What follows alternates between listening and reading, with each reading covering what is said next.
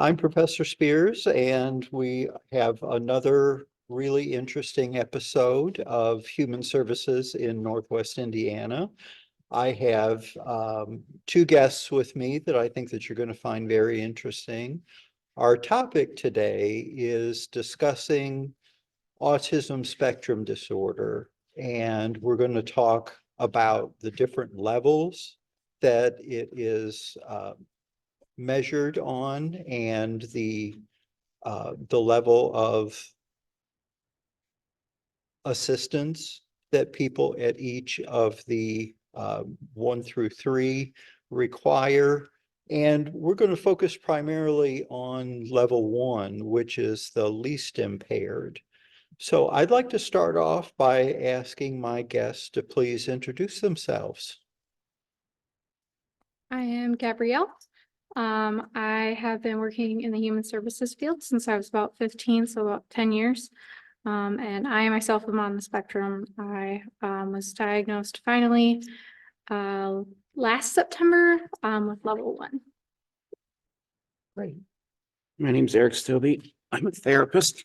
I work for Clarity Clinic in Northwest Indiana and Munster, Indiana. I work primarily with patients who are autistic, have ADHD or trauma, and also includes depression and anxiety. I'm personally impacted by it as my 12-year-old has autism, and we suspect that my wife is also autistic, and my oldest son is also autistic, and I may also be autistic. Okay, well, you're going to have a variety of perspectives on this, and I appreciate both of you sharing that you're on the spectrum. And that's going to make for a very interesting conversation. So, Gabrielle, could you tell us about the 3 levels of autism spectrum disorder and what it means that it's a spectrum? Sure. So to be diagnosed with autism, all the symptoms they have to impair life, and then so daily life. So then the levels are how much it's impairing and how much support you need. So level 1 is just requiring support. Level 2 would be requiring a substantial amount of support, and then level 3 is like requiring all the support. Level 3, we're talking about like individuals who aren't able to work, aren't going to be able to live on their own, things like that. So Might be nonverbal. Yeah. Okay. Can you, Eric, describe a little bit more about the distinction between level 1 and level 2? Well, unfortunately, when it comes to autism, I got to be perfectly honest, in my field, I feel like autism has probably the least defined boundaries, despite what's written. I ran into an incident a couple of weeks ago where I had a patient who said, well, could you give me a write-up and see if I'm autistic or not? I said, I'm going to read the questions to you in a DSM-5, but you're going to be as confused as I am. And so we went through it, and he was just like, no, this is confusing. And I was like, I know, that's kind of the problem here. Mhm. And so most of the time, as Gabrielle is saying, level 1, as we're talking about here, I think it's important to have this conversation because, as we all know, the field of mental health is getting better, being able to find more people with autism. And the reason more people are being defined is not because there's some epidemic, but it's because the science is getting better at about tracking it. But with level 1, I think one of the problems that we have is that those of us who have autism or may have autism, we may appear as highly functioning adults. We may be getting the 3.8s and the 4.0s. And I don't know how many times I've heard in the past, you got a 3.8 in that. Oh, that doesn't sound like something that autistic people do. And I was like, oh, that's exactly what autistic people do. I think level 2 and level 3, I have dealt with in the past. I work in private practice now, so I don't see very many level 2s and level 3s. But I think level 1, I think, demands the amount of attention because it's tiring for those of us who are neurodiversive to have to constantly get up every day and deal with a neurotypical world. And we are usually masking, whether people realize it or not. and we come home and we're exhausted. We have families to take care of. I live in a house where every single person is neurodiverse. Mhm. And so it would be very easy for people to say, wow, you can do that. That's amazing you do that. I'm surprised you can. It's like, I don't really have a choice, you know. Right. But there's times whenever, I'm sure both of you agree, where because of that level one, I think people think that, you know, just because you can function to a higher level, that everything's okay. Right. But a lot of times there's a lot going on that we're not talking about or that we're struggling with. And I think that's probably one of the most large difficulties when it comes to this, is that I feel that, you know, all three levels need support. But I kind of feel like those people who are in level one, and this is also very normal for people with ADHD, is it's like you have to be out there with everybody and you're required to have to do so much processing and so much interaction. And it can be overwhelming at times, but Mhm. we're expected just to suck it No, up and drive on. we're not struggling enough Yeah. that other people see that need, Mhm. but we're struggling enough that by the time we're coming home from working, like however many hours we can work, to the point where like I have to have a little chore chart at home, Mhm. and it's all these slidey switches, and I have to just pick a couple to do because I'm not Yeah. going to be able to do all of those after working 40 hours a week and like cut out time for self-care, to make myself eat, to like spend time with my partner. Like I have to know exactly what my week is going to look like, Mhm. because I'm gonna run out of energy. But like to anyone else on the outside, I'm going to work 40 hours. Oh, well, I am keeping up. Oh, I do have a long-term relationship. Oh, I am like taking care of my health. Yeah, I am, but I also am exhausted 90% of the time. Right. And that goes back to the term that Eric used of masking. And for those who don't know, masking is where somebody who's on the spectrum, they are watching and mimicking other people's behaviors to try to fit in. So it's really not about them not being autistic, it's they're covering it up because they're behaving according to these cues. So it is part of what makes it difficult for people at level one to get to be recognized, because people will see how well you do during the day and then how could you possibly be autistic? But masking is exhausting, isn't it? It also has detrimental effects that can also lead to dissociation. Yeah. Where I remember one point having a patient who literally said, I don't know who I am. And I mean, what do you say to someone like that? Mhm. Just that, wow, I'm so glad that you told me this, but that's got to be incredibly frustrating, you Right. know? Yeah. Okay. So with that being the case, a lot of times people who are at level one, they don't get diagnosed until a later age. You said last year, Mhm. so you were in your 20s, 24, yeah. 24. And I know from experience that trying to get a diagnosis at that age is extremely difficult. Yep. In looking for providers to even do the diagnosis in the first place, so many of them are cutting off the age at 12. Yeah.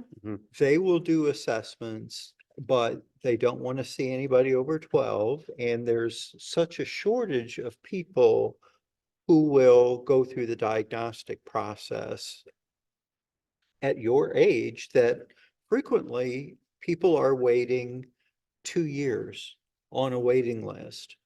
And without that diagnosis, you cannot receive assistance and Right. accommodations and things like that. So I was self-referral. So I thought I was seeing all these signs. And my therapist just kept saying, well, like, oh, well, you're ADHD. It's just ADHD. So I had to go through this myself. And the first time I did it, I went through where my therapist was. And it was on a scale of like 0 to 100, I think it was. And I got 1 point into what would be considered autism. And they determined no, because they didn't want to stick me with it. They didn't ask. They didn't actually interview me how I felt was properly. They put toys in front of me and asked if I could come up with a story, which is how you test Yeah, children. but a 24-year-old. Well, at this time I was 22, and it was, of course I can come up with a story. I'm not stupid. I can be creative. That's not where my issues are. Like if you're asking me to socialize, I'm gonna have more issues with that. If you're asking me to read my own tone of voice and sarcasm, like that's where I'm gonna have an issue. I'm not gonna have an issue playing with toys. So they determined me no, and then because of that, I had to jump through all these hoops to get a second opinion. There's about like 12, 13 locations in the area that work with people on the spectrum, and all of them specifically work with children. And because I was self-referral, my insurance wouldn't pay for it. It was just, it took a long time for me. So from that no to 6 months before my diagnosis, that was all me trying to find and doing my own research and just working to get to a place where someone would just be able to screen me. So, Right. Yeah, and I've noticed as well that of all of the treatment centers and schools that they have for people who are on the spectrum, it's for kiddos.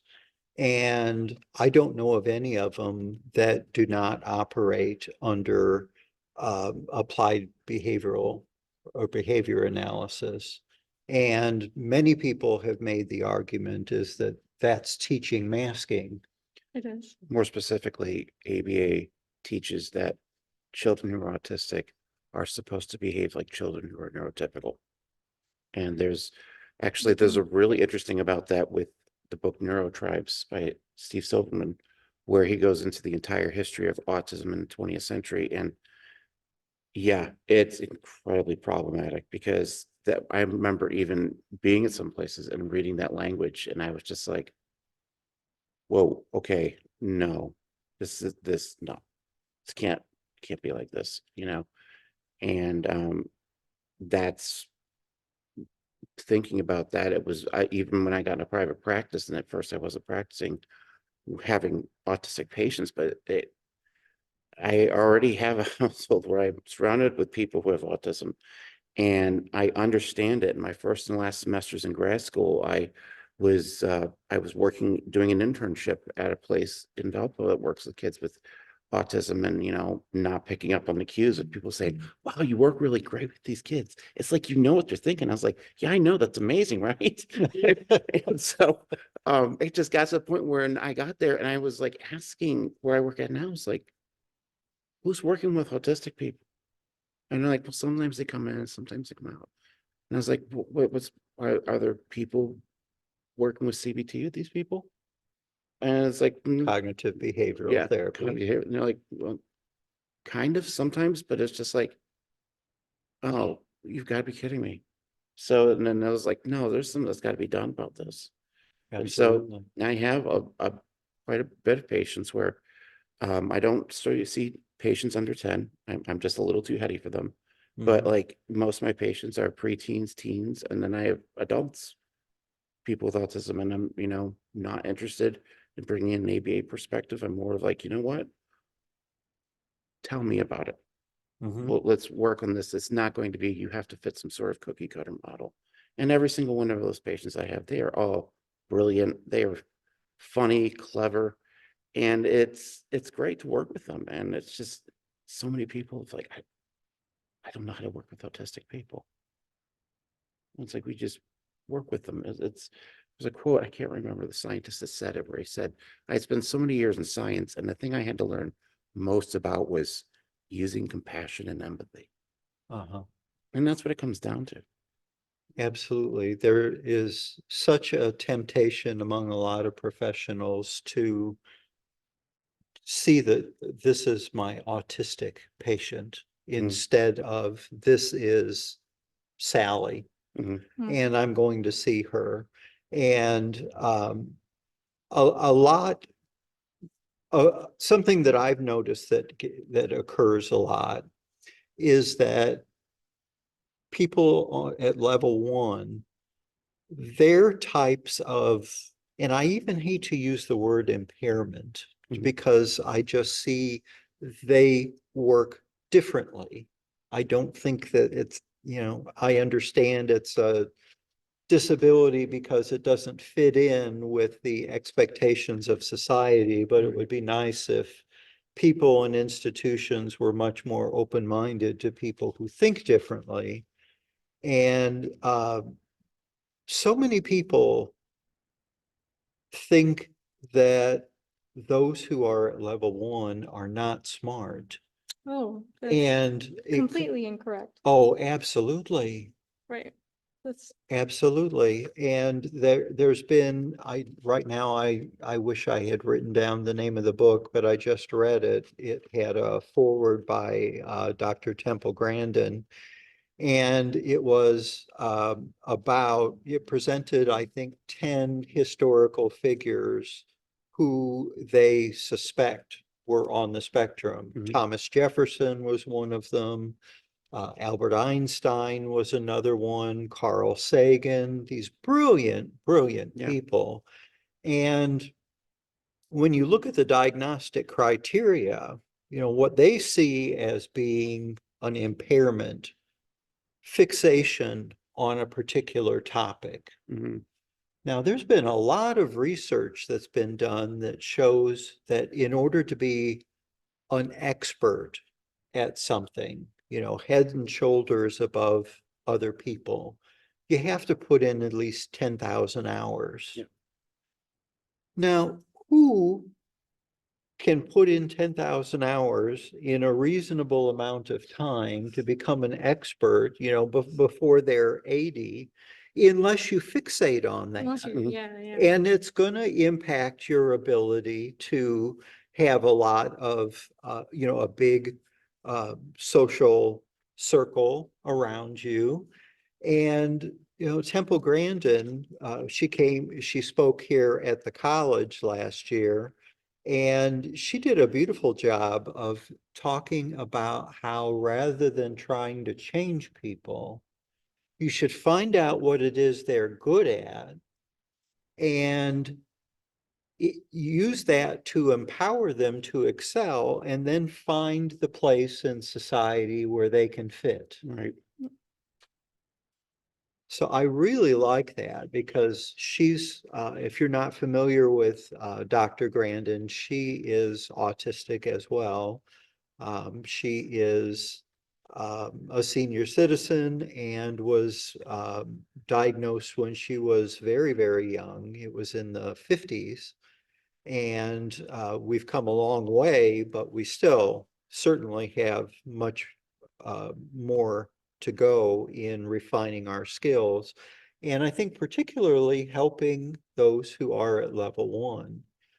Because when you visit a lot of the facilities, they've got things for the more profoundly impaired. Yeah. So I would appreciate it if you wouldn't mind if you could share how either you or your children or whomever or clients have struggled their late teens into their 20s, trying to make the next step into being independent adults. Sure. What are some of the things that have been challenging? Stable work, I want to say. So, I mean, right after high school, like once you hit a point where you're not in high school anymore, jobs are much less accommodating. Like when you're in high school, they're like, oh, there's the kid. So then once you're not in high school anymore, it becomes a lot more confusing and frustrating. I used to get in trouble for asking questions. Like they would always come off as me being insubordinate when really I just want to understand why I'm doing something. I had a job once where they were like, after you're done peeling potatoes, you can go home if you want. And I was like, oh, okay. And then they got mad at me because they told me I could go home if I wanted. And I was like, okay, well, if you don't need me, like to me, that meant, Yeah. Go well, home. you don't need me. I'm going to finish peeling potatoes and go home.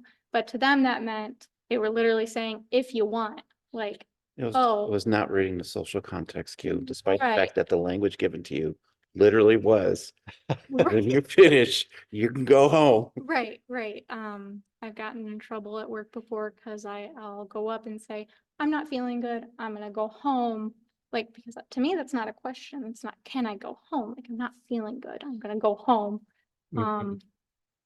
I'll deal with the consequences. Well, that comes off as me not caring, where it's just like, well, I'm just telling you what I'm doing. Like, I mean, if you're saying no, I can't go home when I'm not feeling good, I'm probably still gonna go home anyway. I don't feel good, Right. but like, yeah.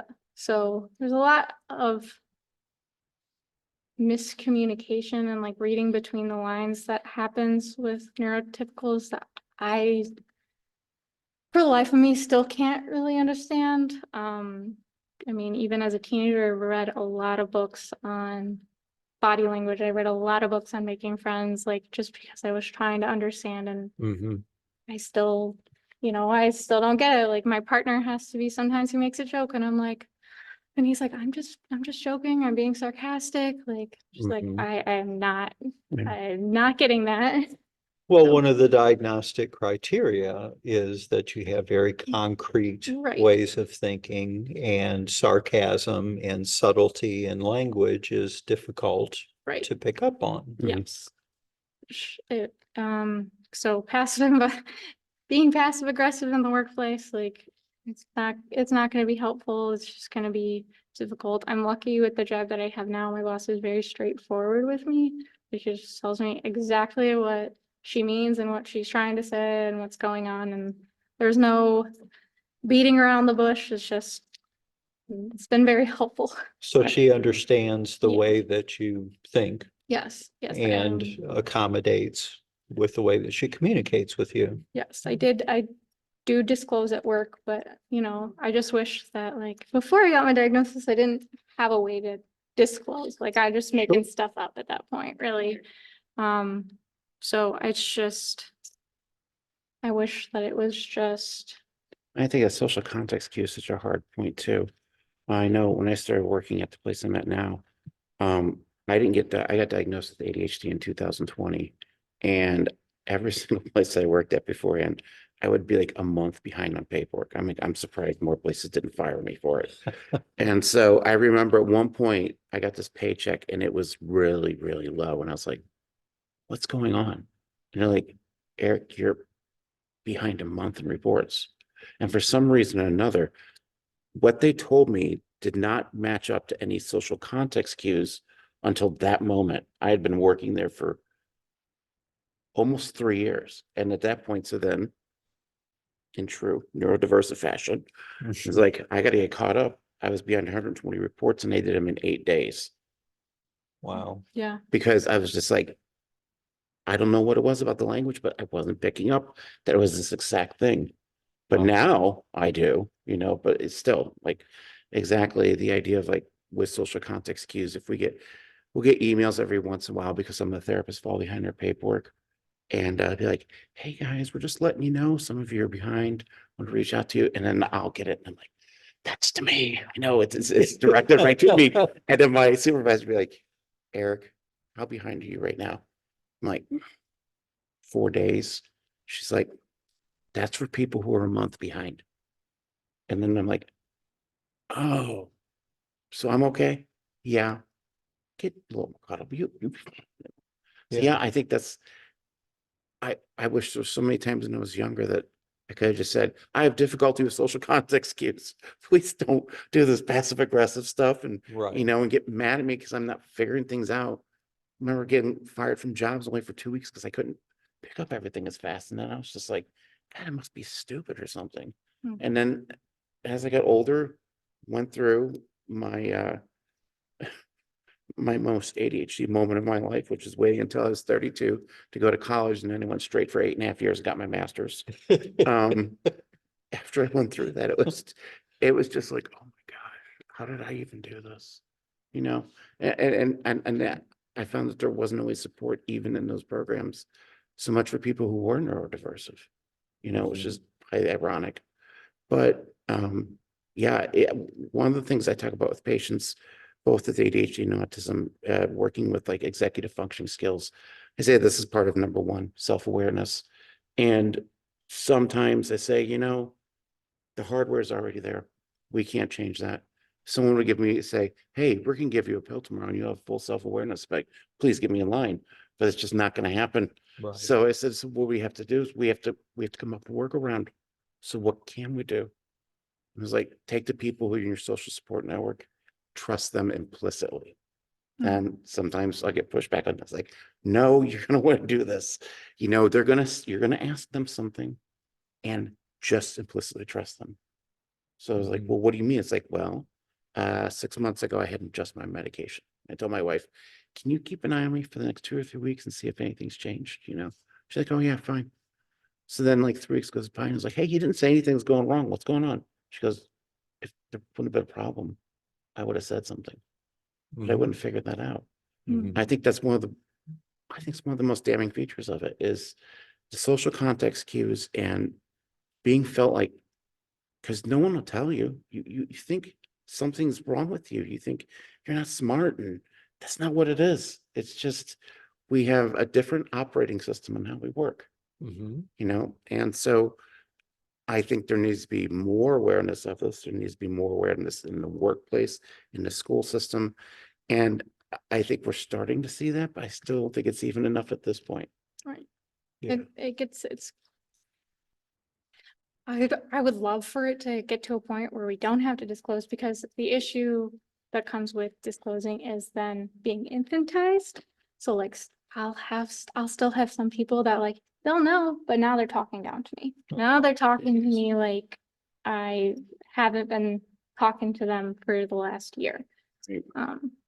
But I find what you say about self-awareness interesting, because that's one of those things that I always felt that I had really high self-awareness, but there's like this disconnect where it's just like I see it happening. Mm. I have no idea what to do about it. Mhm. Like I can tell that I'm misunderstanding something happening over here. I have no idea what it is. Like I can tell I missed something. What was it? I'm not going to be able to tell. I can tell that you're not in the same mood that you were in. What Mhm. mood you're in now, I don't know.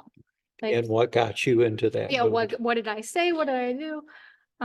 Like even if I even if I go home and I'm like replaying the entire conversation over and over and over and over again, I can tell that I messed up somewhere because I can see the shift. Mhm. But I'm not gonna have any idea what it was. We have to be careful about that too, because it's also treading into rumination territory. Right. We're going back over it over and over again. We already have to be aware, just in case if people aren't, that if you're dealing with autism or ADHD, I like to refer to them as they always bring friends to the party.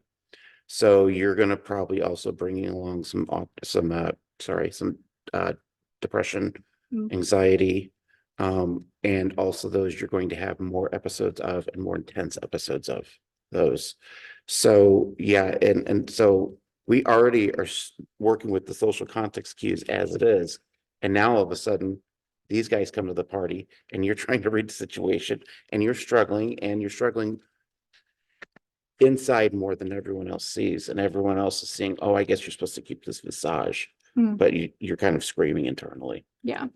And I would imagine it becomes self-reinforcing because you make a social faux pas. Mm-hmm. You don't understand what it is. It makes you very uncomfortable. Mm-hmm. So the So next time I it's go in, tempting to withdraw from Oh. that. Mhm. And then when you withdraw, even people who are autistic and enjoy time to themselves, they still need relationships and friendships. And you become depressed because you're lonely. Mhm.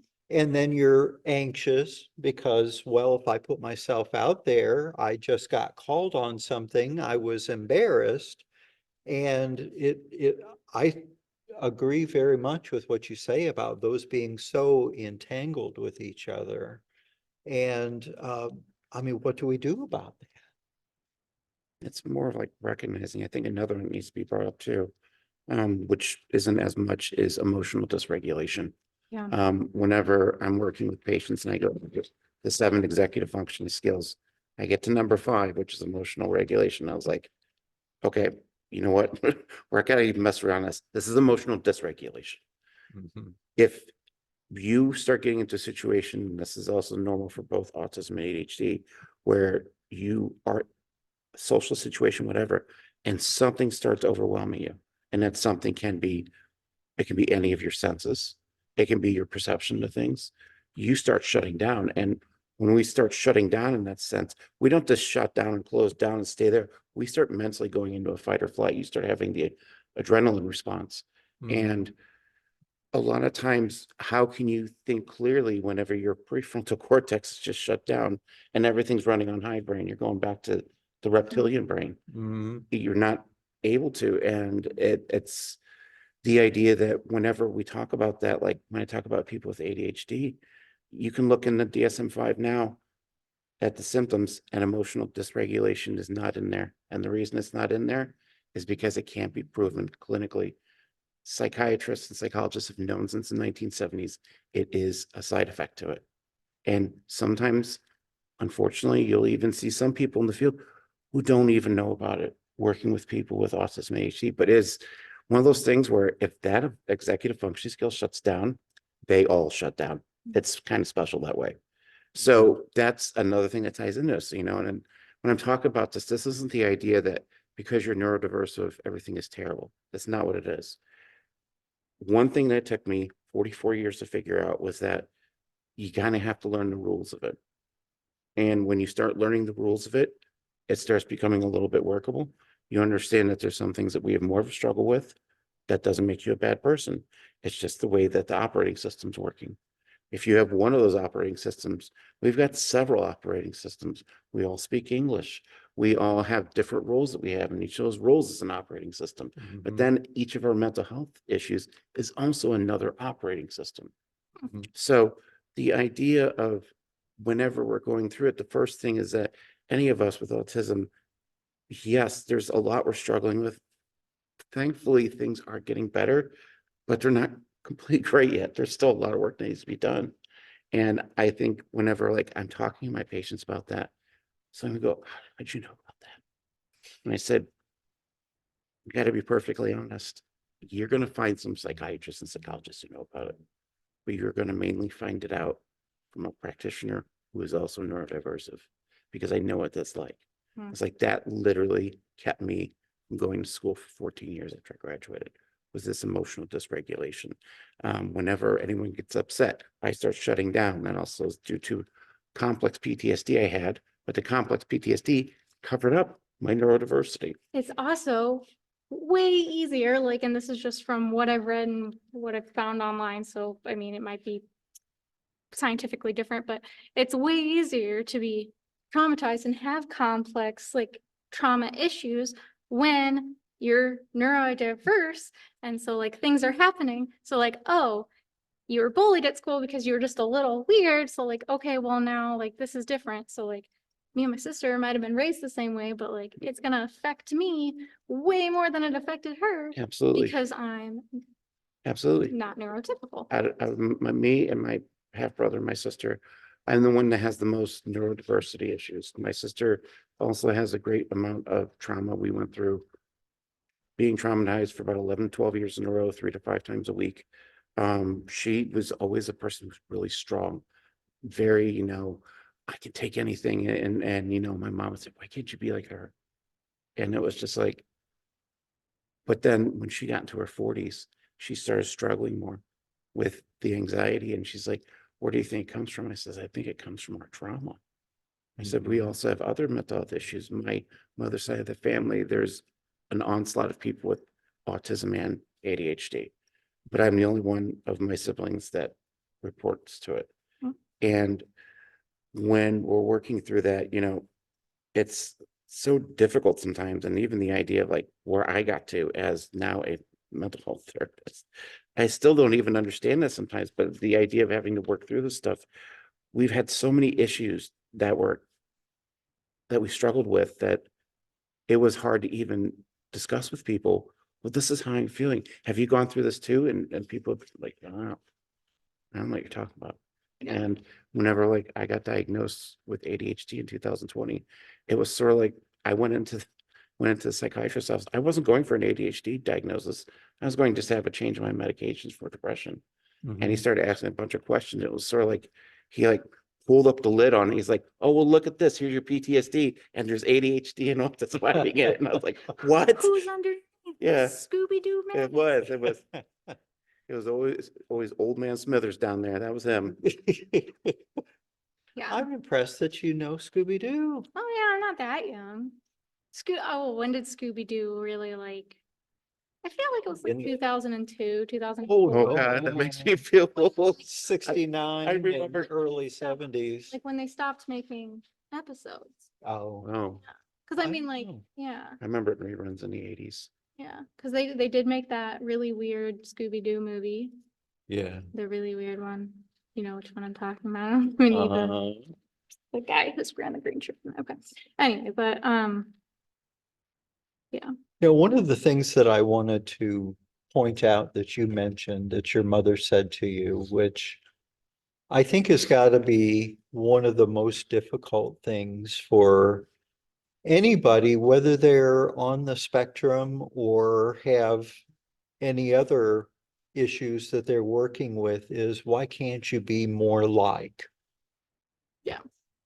Yeah. That's because I'm me, Right. you know, accept me for who I am. Yeah. Everybody's got something that they could do differently, or we all have issues to work on. And while I think that there's a lot of progress in coming up with the term neurodiversity, um, and I know I'm being pretty idealistic about this, but when you look at it, we're all neurodiverse. We talk about all the different, you know, as an educator in continuing ed, we get all kinds of instruction on different learning styles. They Mhm. don't talk about this is some accommodations that you can make for somebody on the spectrum, but they talk about people who are auditory learners and visual learners. So, and different forms of intelligence Right. as well. Yeah. So it's not just the old IQ score. So no two brains are the same. Right. So I just wish that more people would recognize the fact that everybody is neurodiverse, and we need to be much more accepting of people who seem different from the majority. Mhm. Right. And, you know, to your point that you made earlier about after you disclose people infantilizing. So I think a lot of times, well, in my case, and a family member who's got autism, we delayed getting a diagnosis because we knew that he was extremely smart. And if we were afraid that if we got the diagnosis, first of all, we weren't a fan of ABA, but then also that they would lower the academic standards. Yeah. And that happens all too often. And when you already struggle in finding employment or getting through college because of your social challenges or difficulties, and then throughout high school, people have expected less of you. So you have not met the potential that you had. It really makes becoming independent so much more difficult. Mm. It really does. Yeah. So in your experiences and in the experience of maybe family members and clients, what are the biggest, you know, if we were able to design programming for this group of young people who are coming of age right now, because we've got a big wave where people were being diagnosed Mhm. and they're now in their late teens and into their 20s. And if we don't find something constructive to do, there's going to be a huge social problem for Yeah. them because most people on the spectrum are living with their parents and employment is extremely difficult. Yeah. So what in the world could we do to try to grease that transition and help them get jobs that don't pay minimum wage, develop friendships and develop romantic relationships? Because those are things that everybody needs. I know this is gonna sound crazy, but really, I think we just wait. I don't think that at this point where we are as a society, it's gonna change.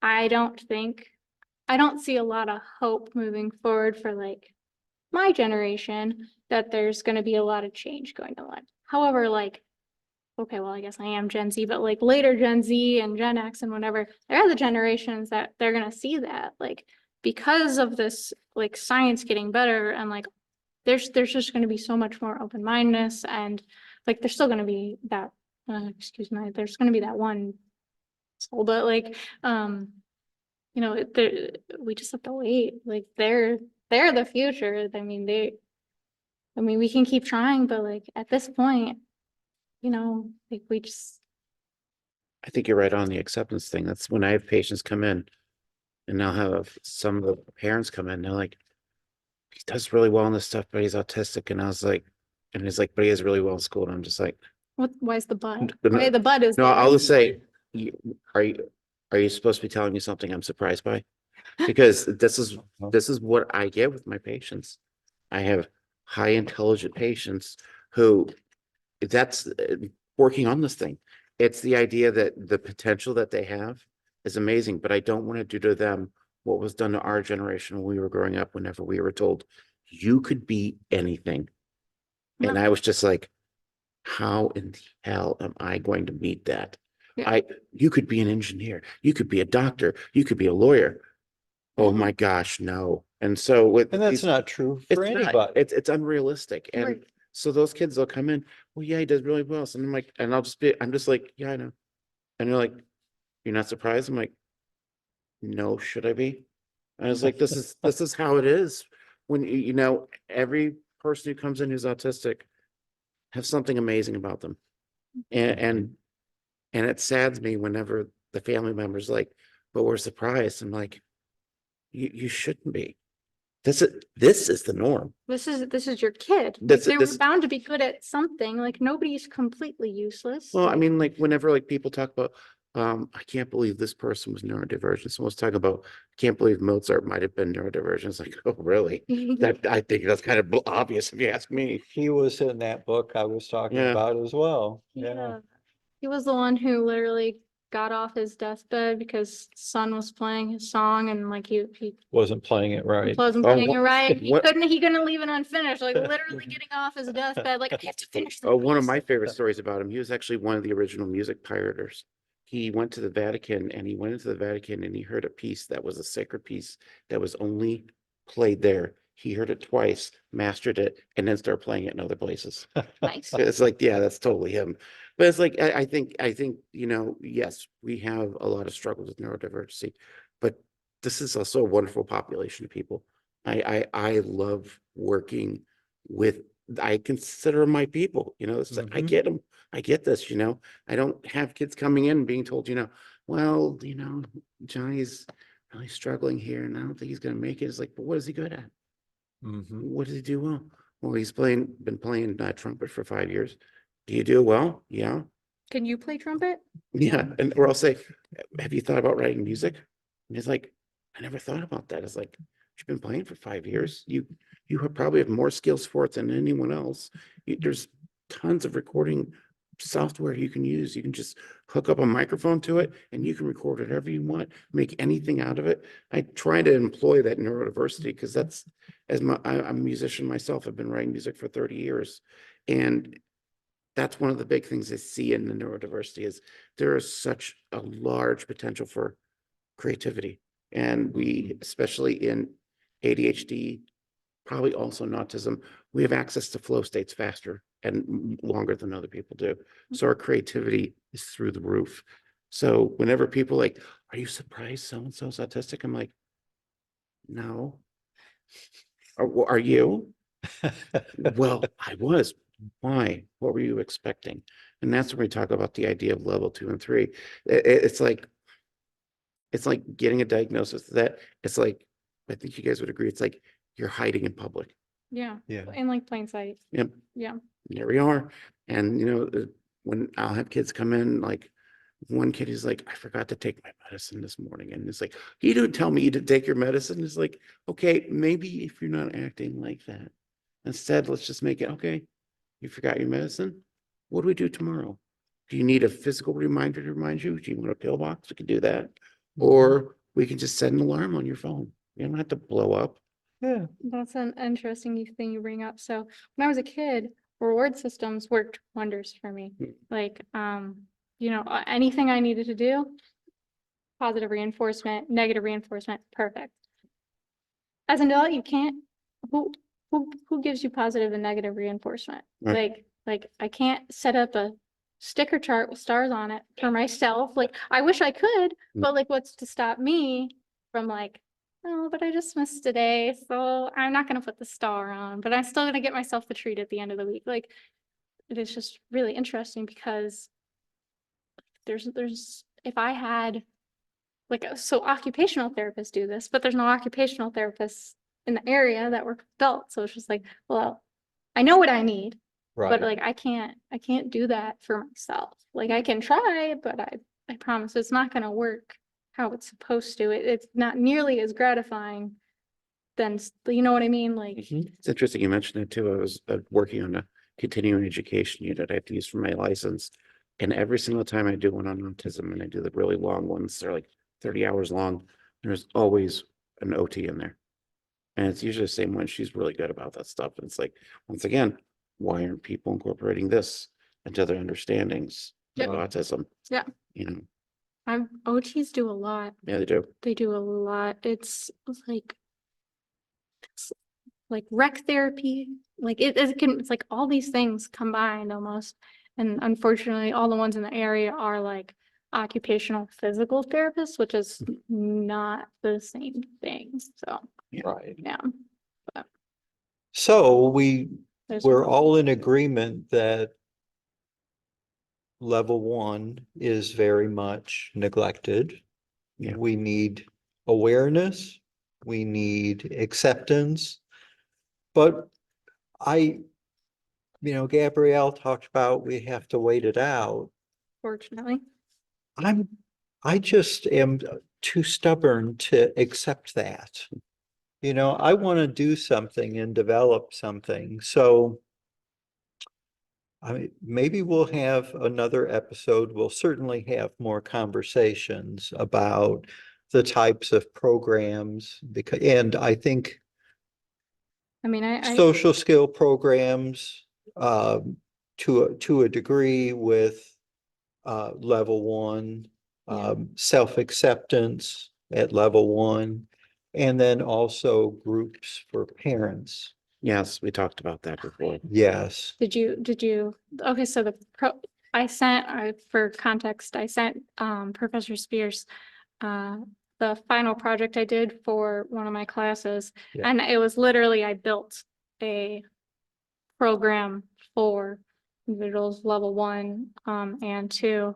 And that was one of those, like Mhm. my autistic child from hell, like Jackson Galaxy, comes into your home and tells you why your kid's having a meltdown. I'm like, oh, maybe don't make them wear socks that have pictures on the outside. You'd probably feel better. Yeah. Or wear the socks inside out so you don't hit the seam on your toes. Mm. That's what my oldest son does. Really? And at first I was like, that's kind of different, but then it's like, it's not bothering anyone else. So what's the problem? Right. Mhm. Right. So see, even you in our conversation, you were a little bit Well, we just have to wait, but you did put together a really impressive I program. I did, and it is what is needed. The realistic idea, though, like, n- I just nobody has the funds for that. Nobody has the resources. Our field, unfortunately, is extremely understaffed. And Indiana, we are choosing one of the lowest paying states. Like there was just an increase, and Yeah. I'm still like, we're still extremely underpaid. Like Yeah. we're most understaffed, most underpaid in the state of Indiana. There's not the resources. Um, Unfortunately, also like people just don't care enough to do like mass volunteer work like that, especially people in the field who are already overworked and underpaid. Like they can't volunteer that time. So realistically, it's not something that I expect to see. Idealistically, that would be awesome. An entire like all in one building where we can reach all of these needs, occupational, social skills, just like all those things, great. Right. Unfortunately, I just don't think it's See, that's one of the things that I find exciting about human services as a profession, because we can design programs, we can get involved in advocacy, public education, and make the trip to Indianapolis and Washington, D.C. And in a former career, I worked in with the homeless, and we would take buses of people. This was in Illinois. We take buses down to Springfield, packed with parents and their children, and we would go out to Washington, D.C., and we got legislation passed. So um, I'm I'm hopeful. I really am. I think that when we're able to, I think because the rates are so high, they estimate varying between 1 in 60 and 1 in 80 children. There are not many people who don't know somebody who's on the spectrum. Right. We have to leverage that. And if when you go and you're working on advocacy and you bring people in to talk about their struggles, and particularly if we can bring the level 1 folks in and they can address it themselves, we can pull on some heartstrings, because the only way to be successful in advocacy is you got to present data and you got to get some tears on it. And, we're capable of doing both. So I'm going to put some more thought into this, and maybe we'll have another episode sometime where we've put through some thought and planning into this. And just as a little advertisement for or a plug for my own program, we now have a technical certificate in direct service professional. And the Valparaiso campus here was also, in the last couple of years, we were selected by FSSA, and we received a grant to develop that. And it's now a statewide technical certificate. So you can earn that. And we talk about, introduction to disabilities, even though I don't like the word disabilities. And then we've got behavior modification. We've got all sorts of really focused curriculum. And I think in part of that, when I'm teaching the courses, we need to pull in the advocacy part of that. So maybe that'll be a project that we work on. So for any of you who are watching, we've got a really good certificate that you can earn on your way to your associate degree, which transfers on very nicely to university. So I encourage you, if you're interested in this and you want to take an active role in trying to improve the situation and improve the prospects for young people who are on level 1. Because I think that they do have a lot more, they've got such untapped potential. And what we need to do is figure out how to tap into that. And it's something that I hold very dearly in my heart, and it's something that I want to make a difference in. And if through service learning in our classes, we can come up with some ideas and maybe make some trips to Indianapolis, I'm willing to do that. So I thank both of you very, very much for your time and your candor and your expertise. And until next time, thank you for tuning in. If you enjoyed the episode, please make sure that you subscribe, like, and share so that other people can benefit as well. Thank you so much.